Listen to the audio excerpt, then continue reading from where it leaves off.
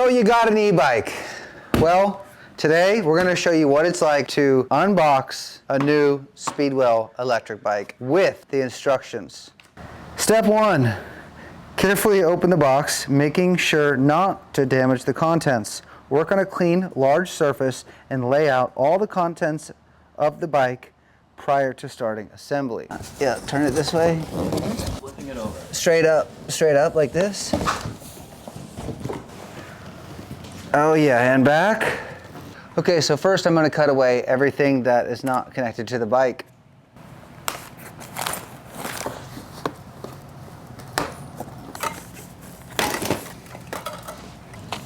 We have our pre-ride safety check. Does it matter? Yes, but no one will do it. These are important. You're after 1 week ride every month and every 6 months. These bikes are like new choppers, you know. You got to check the bolts. Things inevitably loosen up because it's just factory tight. Same thing as a new Harley, believe it or not. Number 3, charge your battery. Now, here is your battery charger. I want to open this up.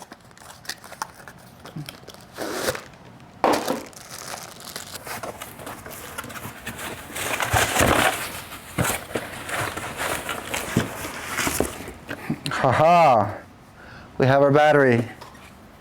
And it's not over because your battery keys are in here. It's important to know your battery keys because they lock and unlock your battery. And you have to have this locked when you ride your bike. Ask me how I know. I was riding my brother-in-law's bike and I didn't have the battery locked, and that thing flew out of the bike when I was in midair after jumping at first kids. So, battery might say it's charged. Don't believe it. Charge it. Get it on the charger. Aside from your primary battery charge indicator on the bike, you also have this button right here on the screen which will give you a readout of your charge. This charger will be red when it's charging. It'll be green when it's fully charged. Step 4, install the handlebars. Okay.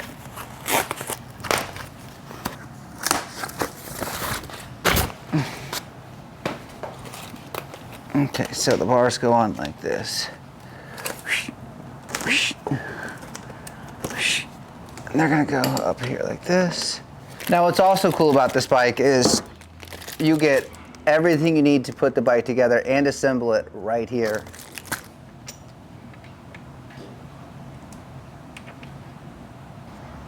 So, step 1, put all the bolts in your mouth.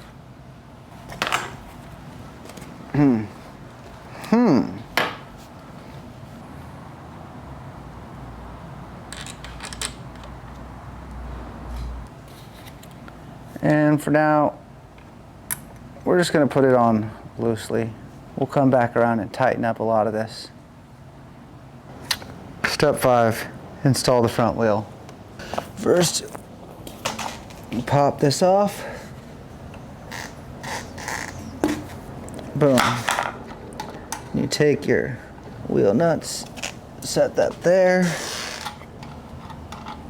Set that there. But lift this bike up.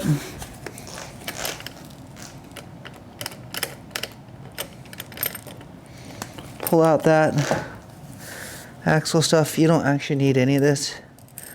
Just throw that to the side. It's a little tricky just because you have to feed the front brake into the front caliper. Don't hit your front brake, otherwise you'll squeeze it and you'll have to stick a screwdriver in there and pry the pads apart. So don't hit the brake before you put it on. You're gonna lift this up, feed this in here.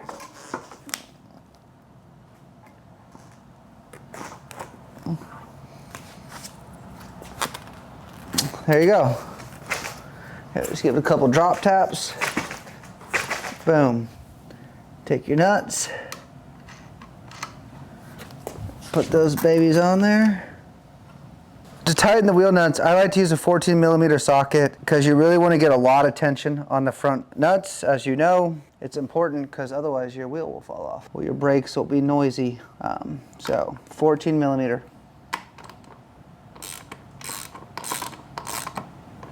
You want to kind of pay attention to your threads on each side of this and make sure you're evenly tightening a wheel, because if you don't tighten the wheels evenly and tight, you're going to call me saying, my brake rotor is noisy up front, but it's not. You just didn't tighten the wheels enough. So the space of the fork tubes and the brakes are dependent on having a tight tension down here. So, you know, tight is tight.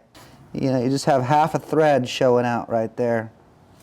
And that's matched on both sides. Step 6, attach display. These got little bolts. Sometimes they can fall out and be tricky. So your display is hiding here. Get into our handy dandy multi-tool here. We will loosen up these bad boys.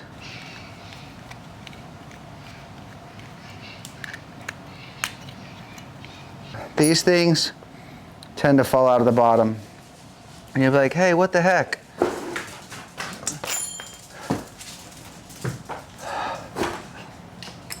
Boom.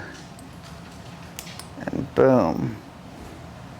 You take these, you set it back in its home, so it goes back in there. And same with this one. And I will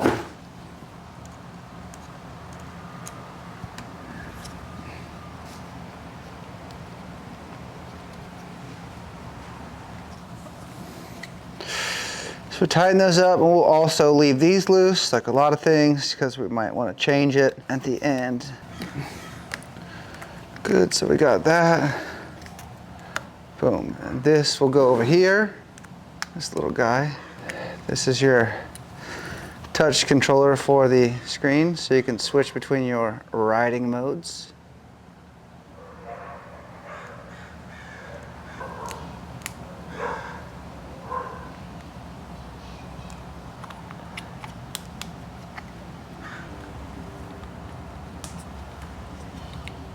Obviously it's facing toward the rider.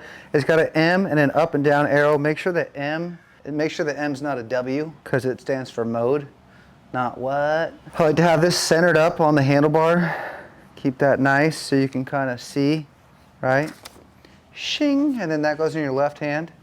Number 8, attach the lights and the horn control. Ba-boom, ba-boom. These are your turn signals. These are really nice turn signals because they are rubber mounted. I did that from my motorcycling career, from dropping bikes. That which does not bend will break. And it's true. So it bends. That way when you drop it in the grass or whatever, hopefully, nowhere important, you're okay. Anyways, feed it through here. The wires are already wired up. It's right for you. Just get your hand back here and you tighten these nuts like this on this side. Make sure the turn signal is facing forward. A lot of e-bike companies don't even have turn signals for you, but we do. And we give you the good ones. You have to buy these as an aftermarket part for the supermotos, but I made them a factory option for you guys. Do that right there, that right there. Boom. To tighten them up, you can use this wild-looking multi-tool and play a guessing game of which one works. I happen to have done this quite a few times, so my guesses are sometimes good, like that one. And we'll just tighten it up there. Again, tight is tight. This is a rubber mounted object, so, you know, just make it snug as a bug and let it be. Now I'll get rid of this thing right here.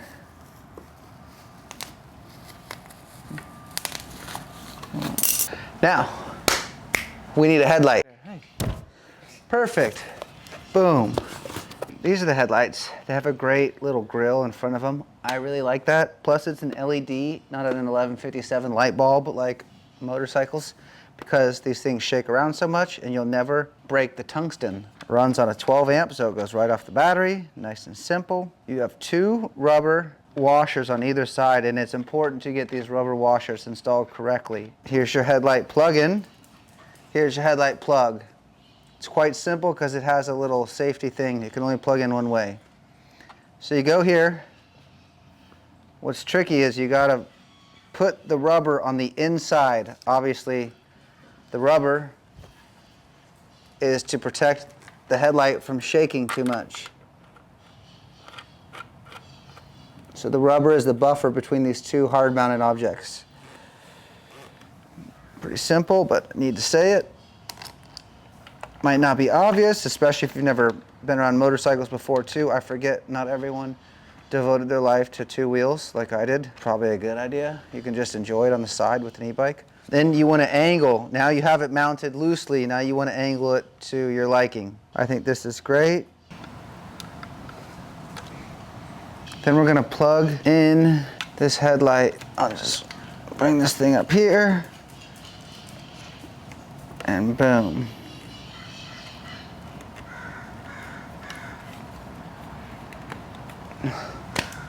Got that. You think you're done, but there's one more important step. Back here, there are two nuts and bolts. So we're going to get out the Phillips head screwdriver. And this part is important because if you don't tighten these, the whole headlight and turn signals will fall off. I'll do this side first so you can see. So you have right behind the headlight, you have this Phillips head screwdriver. Stick that in there. Take this to the smallest one possible. Put it on the other side to hold this nut. And then you tighten this. And I guess I can start by hand. Start by hand, I'll just do that. Get it going until it's tight.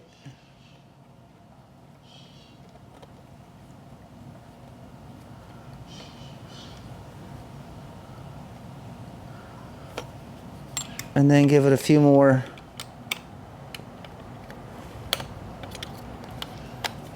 Okay, and then we're gonna do the same to the other side. Hand tighten as far as we can go.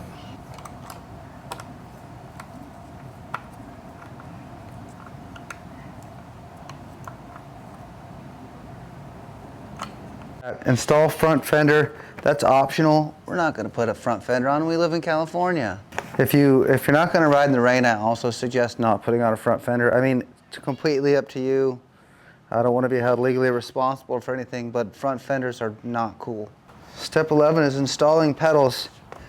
They look like they're just pedals, but there's actually a left and a right. If you look on the inside of the pedals, there's an L and an R.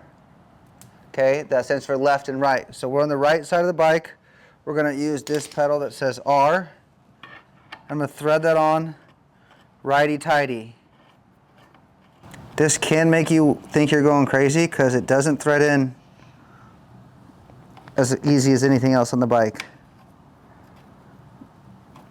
And sometimes you'll question your sanity. Because you just swear you're screwing it on, but it's not screwing on. One of these screws in counterclockwise and one of them screws in clockwise. Ah, got it, we got a thread. So this one screws in, the right pedal screws in right. The left pedal screws in wrong. You grab this thing. Yeah. Twist it. Tight is tight. Okay, this is the left pedal and screws in counterclockwise. So not how anything else screws in on the bike. This is the only bolt that screws the other direction.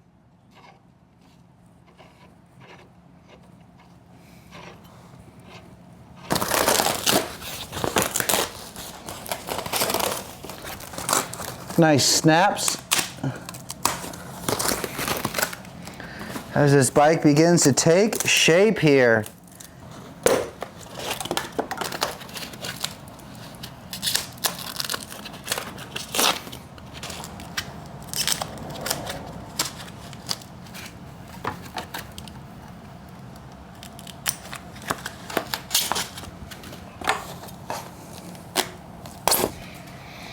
Okay, now we're ready to put on the oak panels. These are your wood side panels.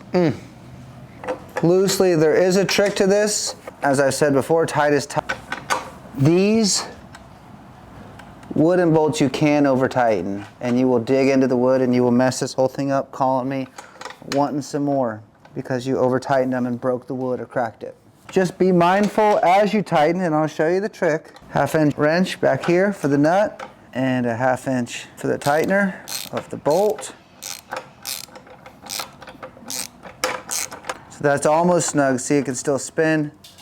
But you'll see when it starts to dig into the wood, you don't want it to dig in the wood. So just give it another little turn there. Okay, move on back to this guy. You don't want it to dig in the wood because that means you're going to mess the plate up. You just want it to press against the wood. Boom. And that's good. To the other side. Again, we got our bolts, so just set that up. And you will note that these have a rougher side and a cleaner side. The clean side of the drill goes in this way and spits out of the back, and you can see by the fact that that's rougher than that. And that's how you'll be able to tell which side these go on, because they are directional. They have a left and a right. So pay attention to that when you're throwing them on. Now that our battery's charged and I have the charge port plugged up with the proper thing, we're going to slide this in and lock it into position. You see these teeth down here correlate with this part of the battery here. Your battery sits in these slots, which are also correlated to these. And then your lock goes into here, which is what really keeps it safe. So we're going to set the battery up in here, and it really just falls into place. Super easy. Then you take your key, and this, put the key in, and now the key is in locked position. You might be able to see it, kind of tells you. But the battery is now locked inside of here, exactly how it should be. I believe it's time to ride, right? Wrong. Got to fill the tires up. One of the most important things you can do is make sure your tire pressure is adequate. These come with about 10 pounds of pressure from the factory, which is a little bit of air, which is nice, but let's get a proper inflation. So I'll probably set this to 25 pounds. Boom. To the back. It's important to note, when you lift this bike, it seems like this would be a great handle to lift the bike with. Please don't. It will totally break the wood. Just because, you know, it's American oak, it's nice stained wood. It's not a structural place to lift from that's safe. If you're gonna lift the bike, I go back here behind the frame, right, to do something like this, where I'll lift it up and I'll spin that little tire until the base is clear, where I can get my pump in. You wanna go ride?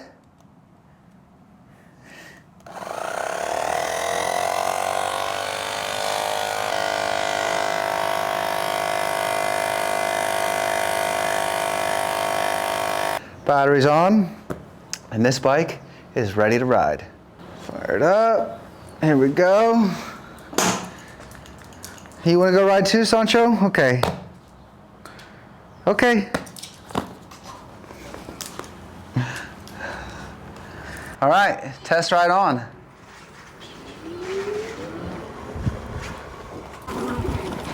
Oh, so nice.